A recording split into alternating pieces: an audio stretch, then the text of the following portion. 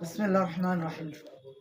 শুকরিয়া আল্লাহর যা আমাদেরকে বর্তমানে এই 24-এর আন্দোলনের পর আমরা স্বাধীনতা দান করছি।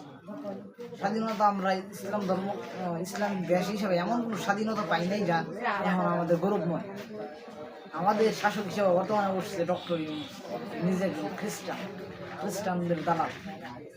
ওই সময় থাইকা মানে আমেরিকায় গ্রামীণ ফোনে কত পরিমাণ ঘোষ সুদ যাইতেছে হিসাবের বাইরে, কত পরিমাণ ঘোষ সুদ যাইতেছে হিসাবের বাইরে।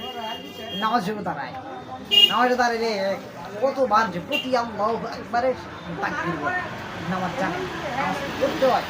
সরকার নামাজ যদি না বলে, মুসলিম রাষ্ট্রের সরকার যে না জানে তাহলে কীভাবে শিখবে মানুষ, কীভাবে?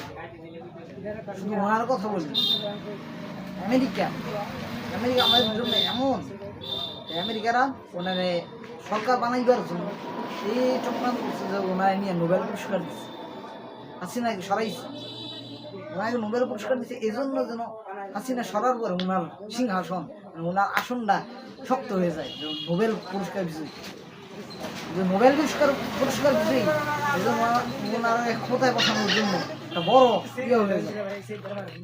আমেরিকারা তাদের দালাল, তাদের শাখা প্রশাখা এমন জায়গা রাইখা দিচ্ছে যে সব জায়গায় মুসলিম শাসন চলে। সৌদি আরব সালমান বর্তমানের রাষ্ট্রনায়ক, সালমান মোহাম্মদ বিন সালমান, তার মা ইহুদি। যদিও সালমানের পরে সালমানের ছেলে মোহাম্মদ বিন সালমান সৌদি আরবের সরকারের সালমান ইহুদির সন্তান। ওর জন্ম হয়েছে আমেরিকার, ওইখান থেকে প্রাপ্তবয়স্ক হওয়ার পর্যন্ত এই আমেরিকায় থাকছে, আমেরিকার রীতিনীতি শিখছে। এখন যদি ইহুদির অন্য কোনো রাষ্ট্র থেকে বিতাড়িত হইয়া যে সালমানের কাছে বলে যে তুমি তো আমাদের জাতির মেয়ের গর্ব হইছ, আমাদেরকে সাহায্য করো, তখন কি বল? তখন কিছু বলার নেই। কেন?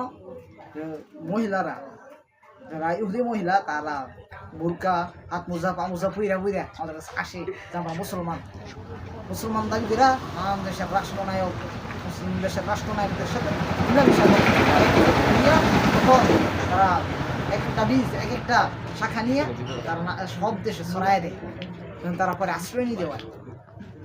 বর্তমানে আমরা যে অবস্থায় আছি, এই অবস্থা থেকে একটা ভাবে মুক্তি পাওয়া যাবে যখন ইসলামিক শাসন চলবে। ইসলামে একজন আল্লাহওয়ালা, একজন আলেম সিংহাসনে বসবে, মনুষ্যতে বসবে, তখনই হইবে আমাদের